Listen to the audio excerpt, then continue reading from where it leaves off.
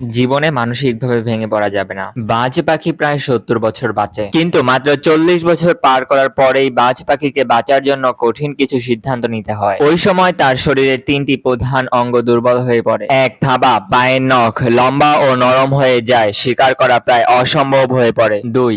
ঠোঁটটা সামনের দিকে মুড়ে যায়, ফলে খাবার খুঁটে বা ছিঁড়ে খাওয়া প্রায় বন্ধ হয়ে যায়। ৩. ডানা ভারী হয়ে যায় এবং বুকের কাছে আটকে যাওয়ার দরুন উড়ার ক্ষমতাও সীমিত হয়ে যায়। ফলস্বরূপ শিকার খোঁজা, ধরা ও খাওয়া তিনটেই ধীরে ধীরে মুশকিল হয়ে পড়ে। তখন ওর কাছে ৩টে পথ খোলা থাকে: আত্মহত্যা, শকুনের মতো মৃতদেহ খাওয়া, নিজেকে পুনরুস্থাপিত করা। বাজ তখন করে কি? ও একটা উঁচু পাহাড়ে আশ্রয় নেয়, সেখানে বাসা বাঁধে আর শুরু করে নতুন প্রচেষ্টা। সে প্রথমে তার ঠোঁটটা পাথরে মেরে মেরে ভেঙে ফেলে। এর থেকে কঠিন যন্ত্রণা আর হয় না।